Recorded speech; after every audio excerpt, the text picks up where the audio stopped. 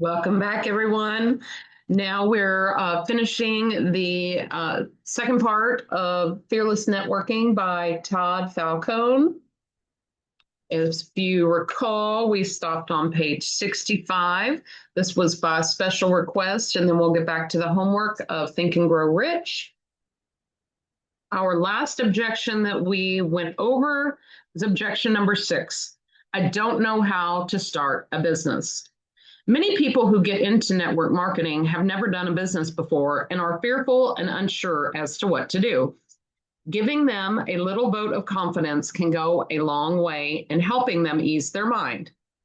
I'd suggest using the feel, felt, found method with this one. Your prospect.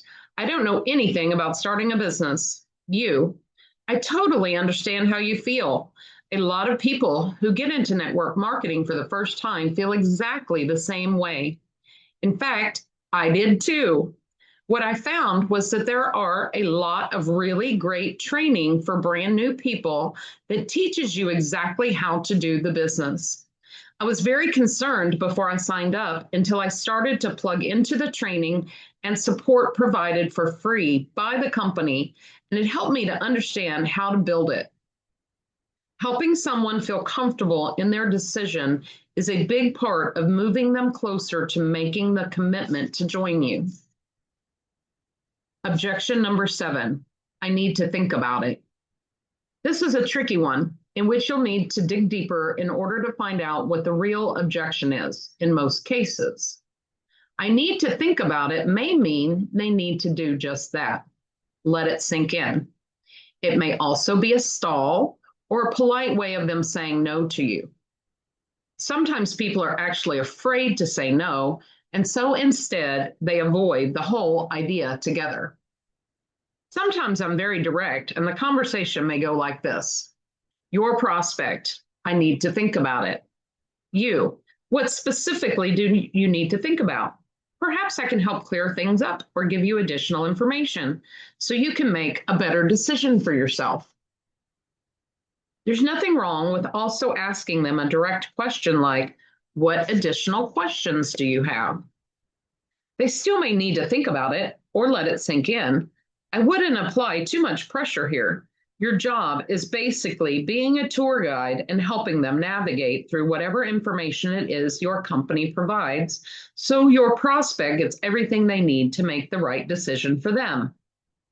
This is also a great time to use your company's product guarantee or even business guarantee, if you have one, to incentivize them to take action now. Most companies offer a money-back guarantee, almost certainly on their products, and many even on the business packages offered. It's pretty standard practice in consumer safety for companies to offer this option. And total plug here, blatant plug.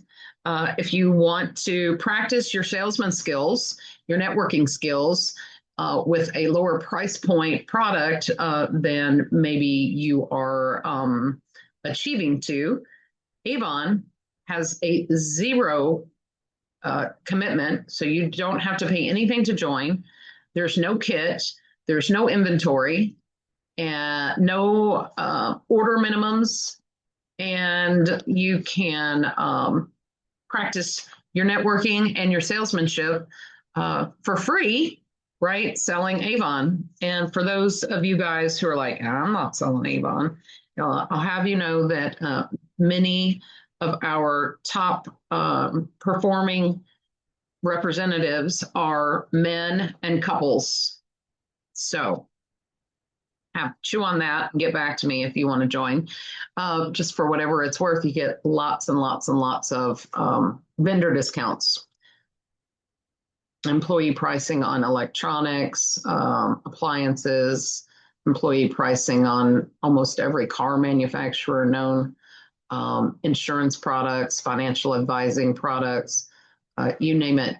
Cinema, movie tickets, travel discounts, all kinds of stuff. All right, let's go back. Your prospect. I really need to think this over. You. I can totally appreciate that. It's a big decision and one that I didn't take lightly either. Mind if I offer you a suggestion? Your prospect. No, not at all. You. Our company offers a 100% money back guarantee on all of our products and distributor packages.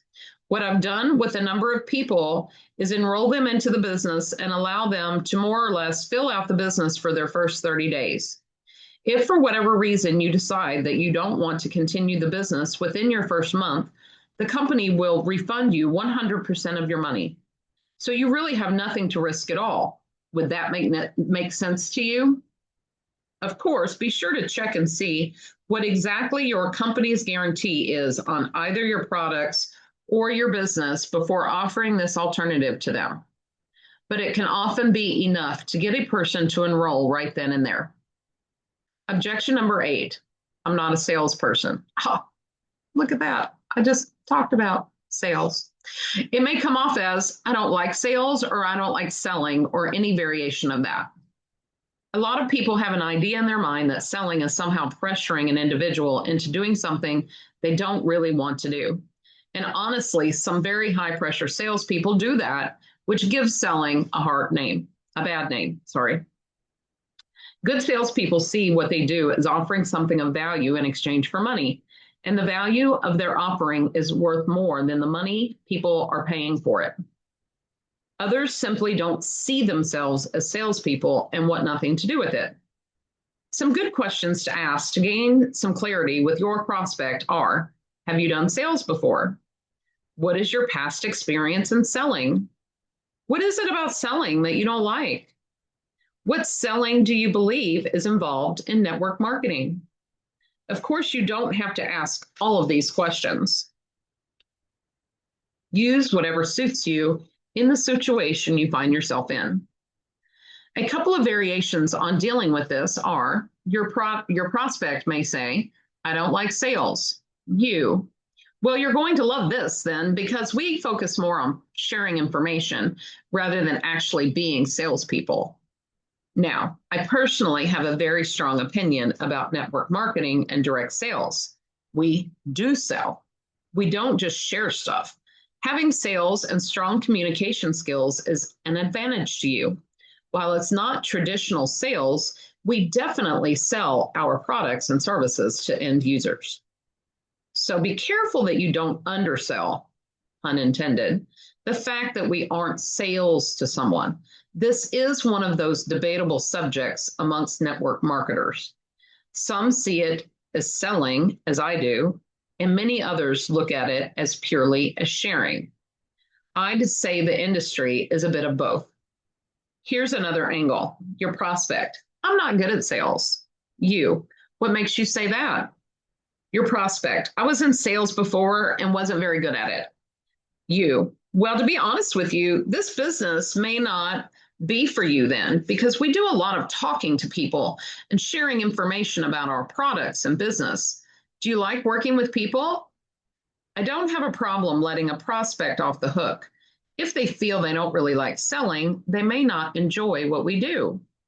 As you can see, there's more than one way to skin a cat, as they say. Not sure if that's even a nice phrase, but you get the point. Objection number 9, I don't know anyone. Sometimes people are concerned that they don't know very many people and think that they have to know lots of people to be successful in this business. This objection may come in different forms like I don't know enough people or I don't have anyone to talk to about this. Either way, it's an easy one to address. Your prospect, I don't know anyone. You, that's okay. But that's what's great about this business is that it's not always about who you know, but who you'll meet. Do you like meeting and getting to know new people? Or you could go this route if you wanted to. Your prospect, I don't think I know enough people to build this right. You, that's not a problem at all. We can show you a bunch of different ways to find and meet new people to build this business. If you knew that there were ways to build this business without knowing lots of people, would you want to do this? What we always want to be doing in overcoming objections or addressing their questions is have flexibility. You have a lot of different directions to head in conversations. You're not stuck ever, and you always have options and different directions to go in your conversations with your prospects. Objection number 10, I don't want to talk to my friends or family. This one is fairly similar to them not knowing anyone. Most network marketing companies are primarily driven, at least in the early stages, through warm market prospecting. Very seldom, and I mean very seldom, do you see a company where their primary means of driving new business is based on everyone doing cold market prospecting as their initial business building strategy. This particular objection also comes in a few different forms, including questions like, do I have to talk to my friends and family to do this? Or they may even say, although it is rare, I don't want to bug my friends and family. If someone presents me with this objection, here's how I may respond. Your prospect, I don't want to talk to my friends and family about this. You, great. So if I told you that you could build this business without talking to your friends and family, are you ready to get started right now? You see how easy that is? No arguing, no being on the defensive, very simple. Objection number 11, I'd like to try the products first. Even though many people see this as an objection, it's actually a buying sign. If someone tells you that they want to try your products first, that's great. Get them to try your products. Some of your best distributors will come from being happy, satisfied customers on your products. No need to argue with that one. Your prospect, I'd like to try your products first. You, great. Do you know which products you want to try? Or would you like me to recommend some for you? Now, this whole overcoming objection thing doesn't seem so hard anymore, does it? Objection number 12, I need to talk with my wife, husband, etc. When someone says this to you, it may actually be that they really want to share this information with their spouse because they don't make decisions without them. Lots of families work that way. Sometimes it's another one of their ways of saying no without actually saying no. The best response I've found in handling this type of objection is something like this. Your prospect, I need to talk with my wife about this first. You, not a problem. Would your wife be working the business with you, or do you need to simply get her okay before you proceed? Your prospect, she might be working the business with me, but I definitely don't want to make a decision without her. You, okay, why don't we do this? Instead of you running the information by her, why don't we set up a time for all of us to get together so she can hear the exact same thing that you did? That way she has the same information that you've just reviewed. It makes more sense to do it that way, doesn't it? Objection number 13, I want to see how you do first.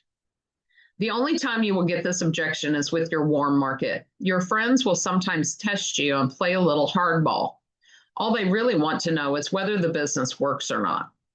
They'll either say, I want to see how you do first, or ask you how much money you are making. If you've been in for a year and are not making very much money, or none at all, I can see how that would be a hard question to answer. I've been there. I was in the exact situation when I first started. In fact, I was 2 years into my first network marketing company and hardly making anything. There's a couple different ways to handle it. Your prospect, how much money are you making at this? You, I'm glad you asked. I just got started myself and really haven't made much yet, but my business partner has been doing this for quite a while and is doing very well with it. Why don't I introduce you to so you can hear her story on how it's worked for her? If you've been in for a long time, if you've been in for a long while and maybe not treated the business very seriously until now, you may respond in a different way. Your prospect, how much money are you making? You know what? I've been on their products for over a year and really focused on simply using them.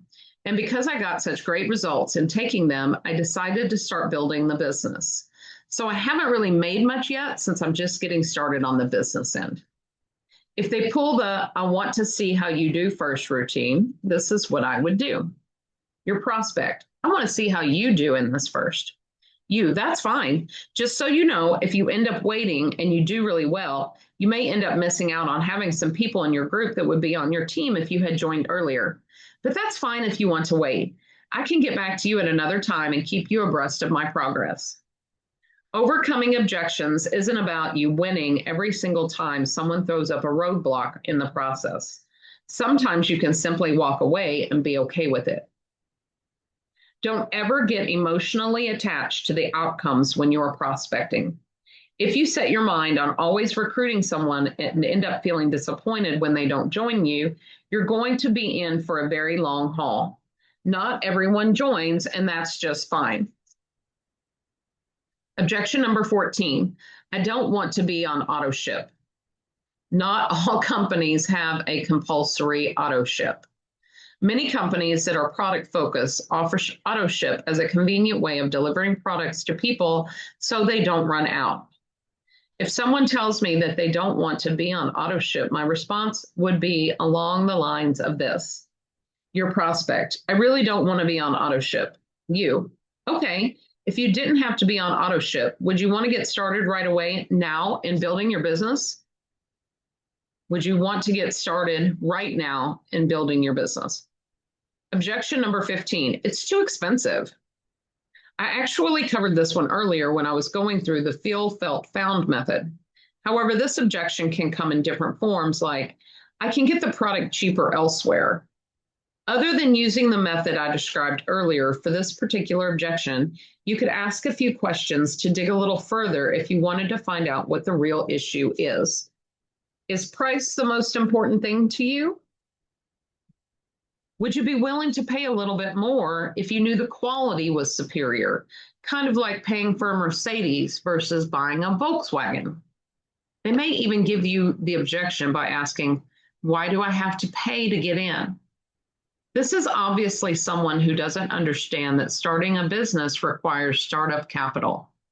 Very few businesses are ever free to start. Here's how I'd handle this objection. Your prospect, why do I have to pay to get in? You, that's a great question. You're starting your own business, not working for someone else. Any business that you're going to start on your own is going to require some money to get started. The great thing about our business model is that you can start for very little money, especially in comparison to starting a franchise, which could cost you $50,000 to $1 million. And because you're now becoming a self-employed business person, you get all sorts of great tax advantages that you don't have as an employee. If you knew that simply starting a business actually put more money in your pocket by having additional deductions available to you, effectively putting more money in your pocket, would that be interesting to you? I just showed you something huge that most people never use in their prospecting efforts. There are a lot of tax advantages to owning and running your own business. Why not use that as a way of helping someone become more inclined to take action? If you knew that owning a business would potentially save you thousands of dollars and keep more of your hard-earned money, you'd want to do that, wouldn't you? Critical note and disclaimer. It may work a bit differently depending on what country you are in, but here's basically how it works in the United States. When you go from being a W-2 employee who does not own a business and end up starting a business of your own, like network marketing, it affords you a tremendous amount of advantages for saving money in the form of deductions on your tax return, potentially saving you thousands a year. Simply owning a business, even without yet profiting from it, affords you this opportunity. Now, of course, please check with your accountant or tax professional and make sure you know what you can deduct and what you cannot deduct. It's always prudent to seek professional advice. Objection number 16, I got burned before. Anytime I hear this one, there has to be something behind it. Very seldom do people actually get burned. This objection may come in another form, like my friend got burned in one of those things before. Obviously, in this case, you want to find out what their actual experience was in the program where they say they got burned. I've done a ridiculous amount of prospecting in my career. In other words, I've probably seen and experienced everything there is to see when it comes to responses from people. Remember this. Many times when people say they got burned, they simply never really did anything with the business and are assessing blame on the company, their sponsor, or anything else but themselves. People call me in my office all the time to tell me their sob story on how they are failures in network marketing. Yet when I dig for real reasons, it's not that they are failures at all. It's just that they're never really doing anything. Here's how you can pretty easily address this one and find the real answer. Your prospect. I got burned in one of those things before. You. Oh, wow. I'm sorry to hear that. What do you mean exactly? What happened? Your prospect. Well, I signed up in a company and my sponsor never did anything to help me and left me stranded. Now, you have what they feel is the real reason. Simply give them some assurance that you will be there for them and not drop the ball the way their previous sponsor did. The truth may also be that they did get burned. Rarely have I ever met anyone who had a company take their money and run. In fact, in the 25 plus years I've done this, I cannot even actually recall anyone who had that happen to them. I've talked to people who joined a company and it later went out of business, but I wouldn't exactly call that being burned. Objection number 17. I don't like doing parties. I do love doing parties. If you want to have parties, let's have parties. Lots of network marketing companies are driven by having their reps do in-home presentations, home parties, or PBRs, private business receptions, to present their business. Some people simply don't want to host parties. Now, if you're in a party planning company or one that is driven primarily by doing in-home presentations, and you have a prospect that throws up this objection, you have to be truthful with them. Sure, I could say, hey, no worries, man, you don't have to do parties. And that may be the truth. They can do whatever they want. But if they aren't willing to do what the entire culture of your company does as a primary means of building the business, they are going to be at a disadvantage. Let's say you had a prospect say, I don't want to talk to people at all. You wouldn't come back and say, that's fine. You can build this business without talking to people. Why not? Because it would be a bold-faced lie. You cannot be a network marketer without talking to people. It's what we do. If you do parties or in homes as your primary way of showing your business and you get this objection, here is one way to respond. Your prospect. I don't want to do any parties. You. Okay, what is it about doing parties that you don't like? Your prospect. I just don't want to do anything at my house. It's a dump and I'm ashamed of it. You, no problem. If I could show you how to build this business and not have to host parties at your house, would you be more inclined to want to do this? I'm happy to host them at my place. All you're doing is giving them some peace of mind and providing a different option for them. If your business is built without doing a lot of meetings, this is very easy to address. Your prospect, I don't want to do any parties. You, that's great, because it's not how we do it. And Avon doesn't do a lot of parties. The reps, if reps like to do parties, those reps do parties, but it's not required and it's not common in Avon. Your prospect, oh great, how's it done then? We have a number of online and offline marketing tools that do all of the presenting for us. So you can literally build this business from your home without ever hosting a meeting. This entire overcoming objections thing isn't actually that hard or intimidating at all, is it? Intimidating after all, is it? Objection number 18, there's too much competition. Although a more rare objection, it does happen. It may come out a bit differently, like, isn't it saturated already? From my experience, no company in the history of mankind has ever reached total market saturation.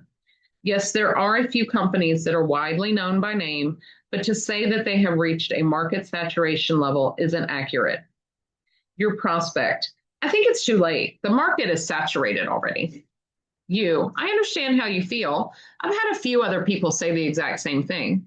What they found after actually joining the business and doing it was that very few people they talked to had even heard about our company before.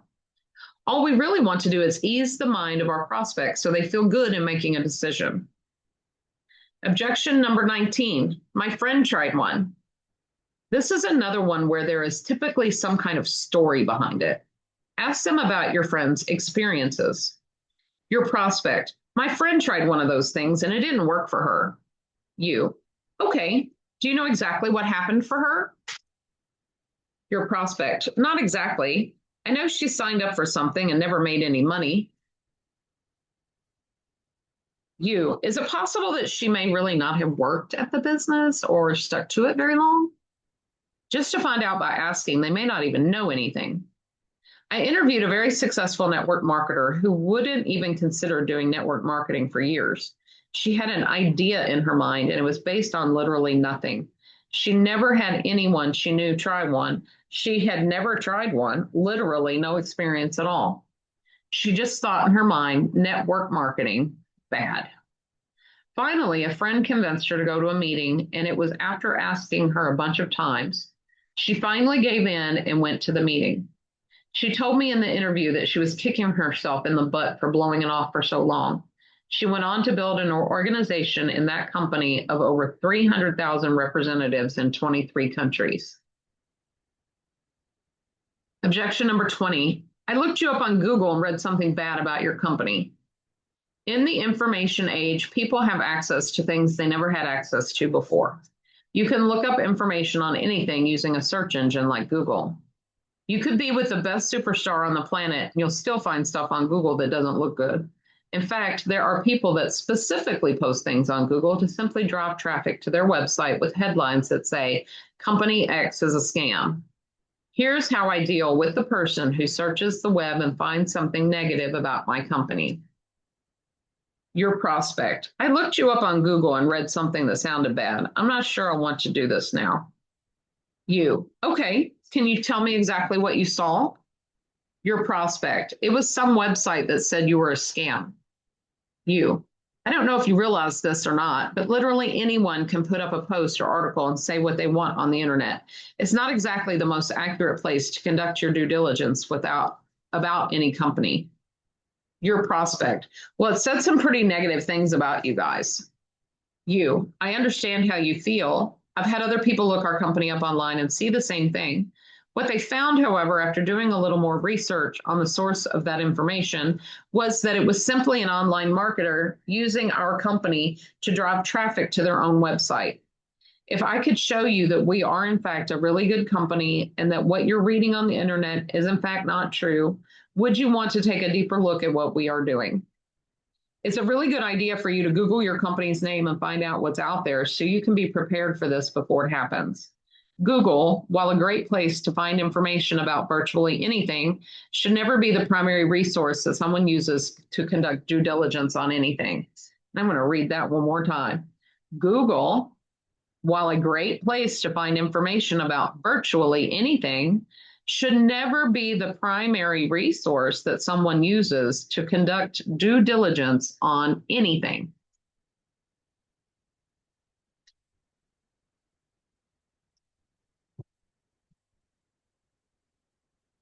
Power phrases and questions for your arsenal. As a little add-on here, I want to suggest to you some other statements, phrases, or types of questions that you can use to help uncover answers in your recruiting efforts.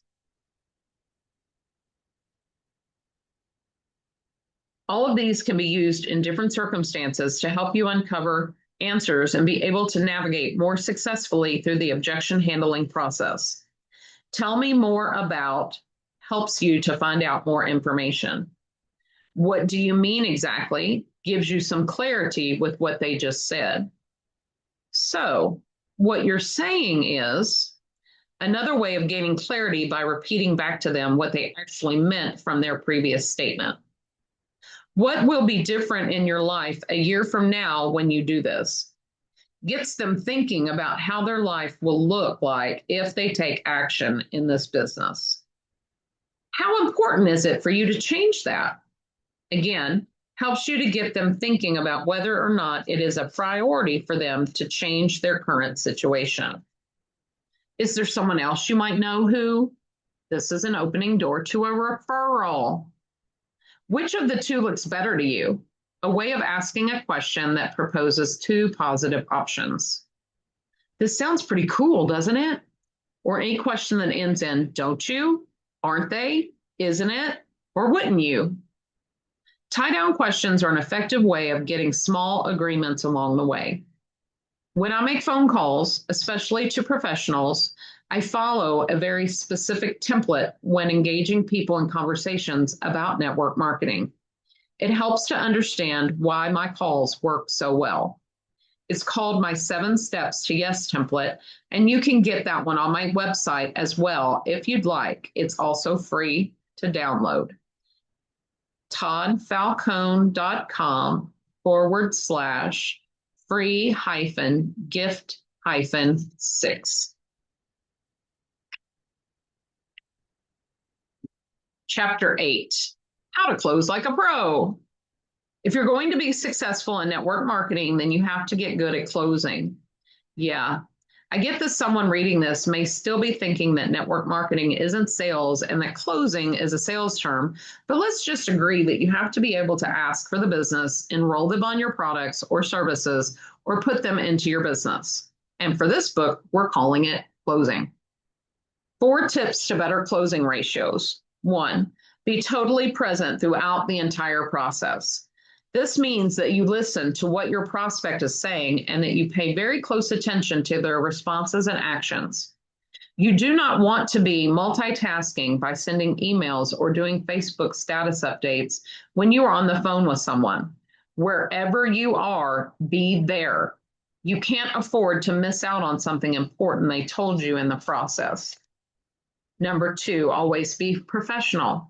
That means doing what you say you're going to do. You show up on time for follow-up meetings. You get them what you said you were going to get them.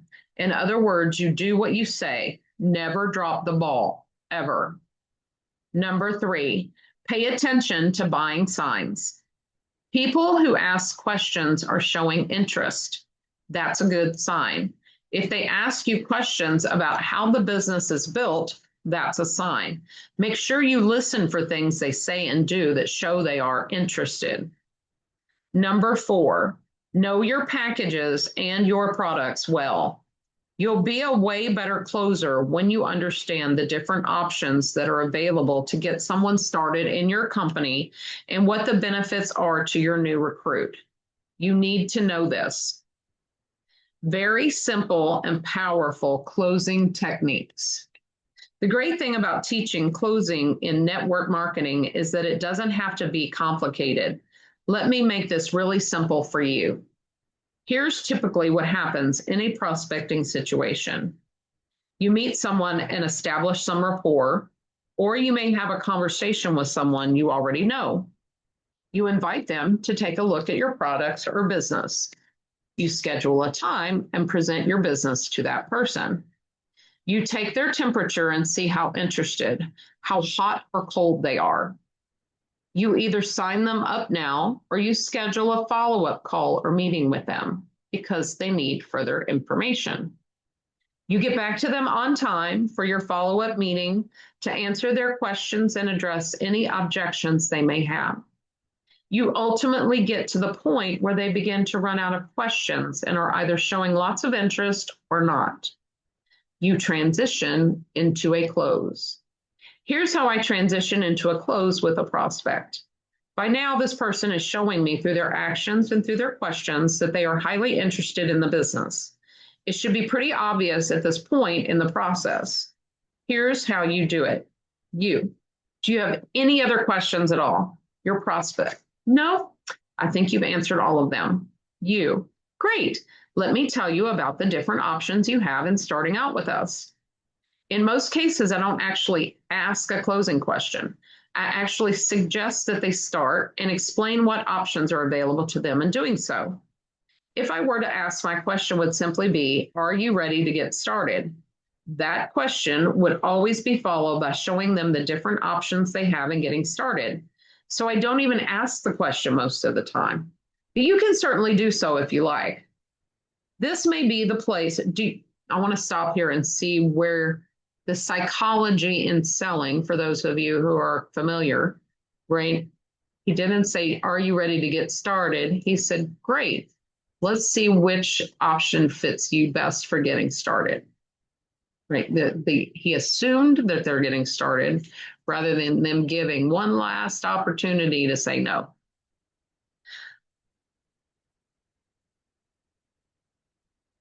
This may be the place where you get objections from your prospects, but now, since you know how to handle them, you're covered. Let's go back to this closing scenario, and I'm going to use a couple of make-believe packages for this example. Great. Let me tell you about the different options you have in starting with us. The first option is simply starting out with our distributor kit, which costs $49 to get started. This is more for a person who really isn't ready to take much action, someone who wants to maybe try it out for a bit. I know that you really want to make this a success for you. The other option, and what most business builders do, and what I did, was start with the Business Builders Package. It gives you extra tools, a website to build your business, full access to our back office so you can track your business growth, and enough product for you to get some people testing out our products and gather your first few customers. The Business Builders Package is $499 and is the best way for someone to start if they want to position themselves for success. Which option makes the most sense to you? Let your prospect decide what is best for them. I suggest the different options and explain to them the benefits of joining at those optional levels. But in the end, they need to decide for themselves what's best for them. Almost every network marketing company offers different startup options for people. It is imperative that you understand what's in them and the benefits that they provide. I would actually recommend that, let me stop. It says critical note. Let's see if his critical note is in alignment with my thinking about how I would change this scenario. People will almost always do what you do. That's why leading by example is so critical. If you started out with only the $49 kit, it's going to be quite difficult for you to enroll someone at the $499 Business Builders Package. It's hard to sell something that you don't personally own. They may even ask you, how did you get started? You can't lie to them and tell them you started with the Business Builders Package when all you did was start with the $49 kit. However, you can likely upgrade if you haven't done so already if your company provides you that option. That way, if someone asks you that question, you can respond with, when I first signed up, I just got the kit. But I quickly realized that if I was going to be successful and treat this business as a business, I needed to have the Business Builders Package, so I upgraded to it. Let's go back to my closing scenario again. The Business Builders Package is $499 and is the best way for someone to start if they want to position themselves for success. Which option makes the most sense to you? Your prospect. The Business Builders Package seems like the way to go. Let's get you started. Do you have your credit card handy? Your prospect. Let me get it. Hang on for a second. I never, ever send someone to my website to go sign up on their own.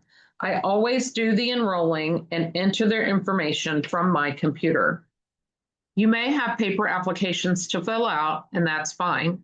If so, you'd probably be sitting with the person when that's happening. Most network marketing companies allow you to simply go to your website, enter their information, and get them enrolled.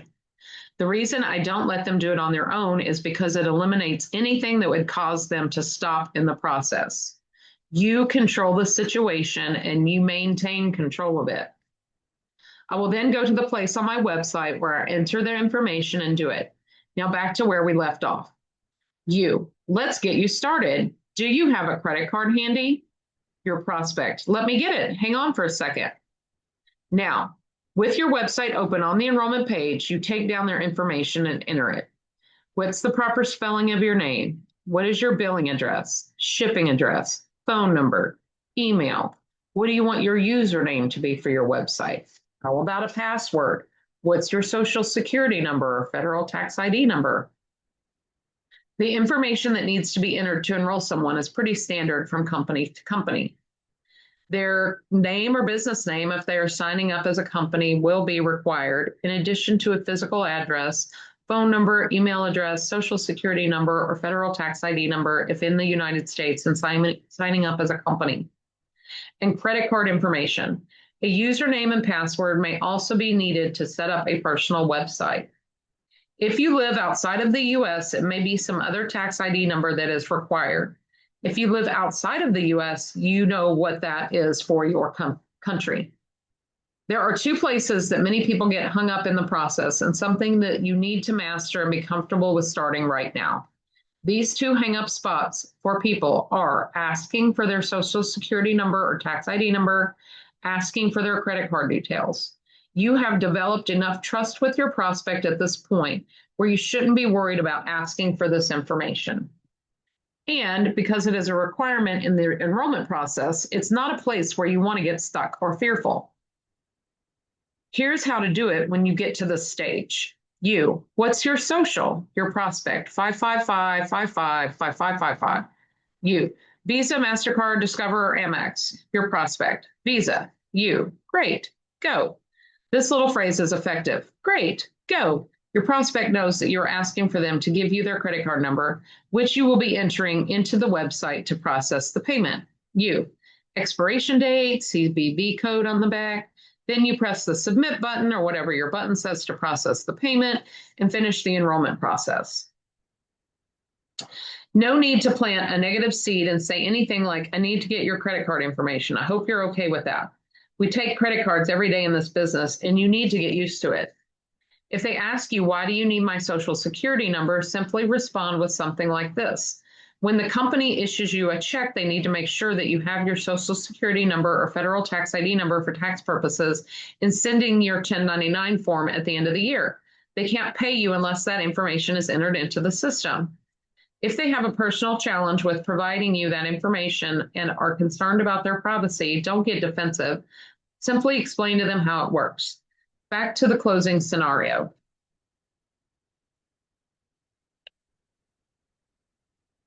Expiration date, CVV code on the back. Once you've gotten all their information and come to the end of your sign-up process, you press the button and process the order.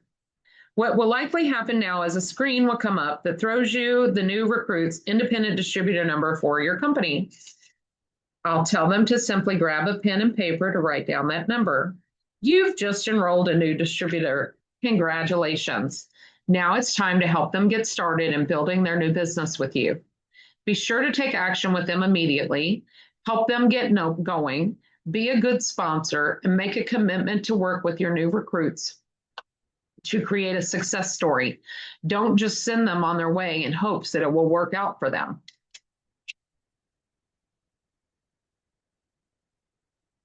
Chapter 9, Getting People Started Right. As we wrap up, I want to end with helping you to understand how to create more successes with the new people you are sponsoring into your business. While you've just closed someone into enrolling, it isn't the end of the process. It's actually the beginning. 6 strategies for creating success with your new reps. Number 1, get them into action immediately. Once you've enrolled someone, the best thing you can do is help them gather their first few customers and distributors. This means taking action now and making some calls or doing some meetings with them. One thing you do not want to do is send them out on a 2-week training mission to learn everything before they take action. Yes, training is very important, but taking action right now is the best thing you can do for them. They'll learn as they do it. Number 2, introduce them to the team. As soon as I've enrolled a new distributor, one of the first things that I like to do is have them meet other people on the team. I'll make calls with them to my upline leaders and welcome them on board. It helps to cement that person's decision to join and makes them realize that there are lots of other very nice people involved in the business that have a vested interest in their success. They're also a lot more likely to reach out for help to other upline leaders if they've already gotten acquainted with them. Number 3, help them set up their systems or tools. You'll want to make sure your new recruit has everything in order. Make sure they know your call or training schedule, when and where events take place, what tools they'll be using to present, or other resources they'll be using to help them build their business. Number 4, assist them in creating their own product story. Whether you market a product or service, your new rep is most likely going to be personally using whatever it is you sell. Teach them how to use your products or services. Teaching them how to use your products or services is very important. Don't assume they'll know how to take them or use them. Don't assume that they'll read the instructions either. Show them how to do it and be sure to follow up with them regularly, especially during the first 30 days to make sure that using your products or services has become a habit for them. Number 5, plug them into training. Make sure you point out to them exactly where they can access education and training to help them learn how to do this business.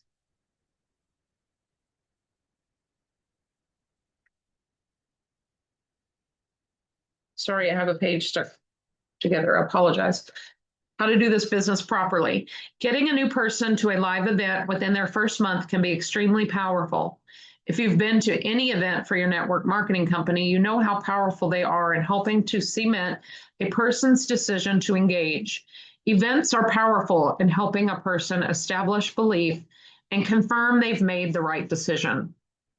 Number 6, work where you're deserved, not where you're needed. I heard that phrase the first week I started in network marketing over 25 years ago. You'll have people you enroll that engage and take action, and others who do nothing. You want to be investing your time with people who deserve your time and attention based on the actions they take. If a person says they want to be successful yet does nothing, their actions are showing you that they aren't exactly ready to do it. If you've done a great job of helping a new person get started and haven't abandoned them, then you've done your part. They have to choose to engage. If they don't, then make sure you invest your valuable time in networking with people who not only say they want to succeed, but show you through their actions. There are 2 primary activities that we do in network marketing: prospecting and team building. You first have to know how to effectively prospect, recruit, and gather customers for the products or services you market. Then, once you've enrolled a new person in your business, you have to be good at sponsoring them, which is far beyond getting them simply signed up into your business. Once you've begun to work with a new person, you start focusing some of your time on helping others on the team building side of the business. This is where you are working with them to help them achieve success. I have a really great tool to help you on the team building side of the business that you can download off of my site if you'd like. It's called my Explosive Growth Cheat Sheet. You can get it right here, toddfalcone.com/free-gift-5. Conclusion. Well, my friend, it's been fun. Before we part ways, I have some very important words for you in getting the most from this book. How reading this book becomes a profitable experience for you. Don't ever confuse information with application. People read books all the time and do nothing with them. It is never the acquisition of information or knowledge that makes the difference in someone's life. It's good to have, but it's what you do with it that makes all the difference in the world. Action is quite literally everything. There's a phrase I say on almost every stage I speak at throughout the world. I want you to remember the phrase and live it. Soak and apply. Average people read and do nothing with the knowledge given to them. It's why they remain average. Successful people, on the other hand, gather knowledge with the specific intent of putting that information into action to create a specific result. Soak in the strategies, apply them, put them into action in your business today until you master them. Then pass your knowledge and skills forward. Life is better when you're fearless. Todd Falcone. About the author. Todd Falcone is one of the leading independent trainers in the network marketing industry. Having been in the profession for over 25 years, he brings wealth of knowledge from real and personal experience in building as a network marketing distributor. For the past 15 years, Todd has been a coach, trainer, and advisor to some of the most successful men and women in the entire network marketing profession. He speaks regularly to audiences all over the world and is regularly featured as a keynote speaker at network marketing conferences and trainings. Todd Falcone Resources. as of the printing of this book. Plug into Todd's training newsletter and blog by going to toddfalcone.com. You can order any of Todd's best-selling audio programs at the website, including Cracking the Code to Success in Network Marketing, Insider Secrets to Recruiting Professionals, Little Black Book of Scripts, How to Win in the Game of Prospecting, What Matters Most, the Championship Prospecting Series, Cold Market Lead Mastery Course, Dynamic Divas of Network Marketing. Book Todd Falcone to speak at your next event. Want an experienced speaker who will educate and entertain your group? Todd Falcone is an engaging, powerful, and extremely funny speaker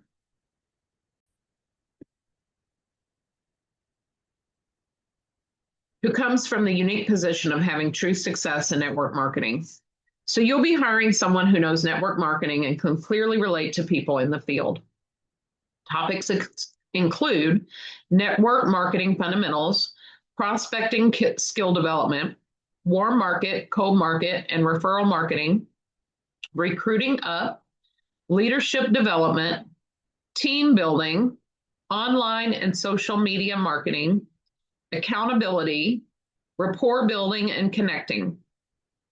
For speaking inquiries, please visit toddfalcone.com/media-kit. And just before we end, I want to say that I suggest when you make a business prospect and you're offering them either your services or the opportunity, that you start with the larger package. And if they give you an objection saying, well, that's too much, I can't do that, then give them the lower option, right? You get to test how serious people are about their business. Some successful people will take the cheaper option always. So get in the habit of making the larger ask first, because you never know who will just, okay, yeah, let's do that. They won't even let you get to the second option, right? So get comfortable with your big asks is what I'm asking or suggesting. You know what I mean. All right, kids. So we're done just in time for my meeting to start. I'm going to drop this on the YouTube channel very soon. Thank you for tuning in. Thank you for your patience with our pivot away from our main content. If this channel is bringing value to you and you'd like to bless me in some way, feel free to buy me a meal or a cocktail when you see me out and about. You can drop some cash at my office. I have Venmo. My Venmo is Havon Fun with Renee. That's HAVONWITHRENEE. I also have PayPal, info@bnblocationservices.com. That's info at the letter B, the word and, A-N-D, the letter B, locationservices.com. Thanks, guys. Please like, please comment, please engage, please share. Building my following, and we're finally over 100 subscribers. Yay! All right, kids, to your success and mine. Bye for now.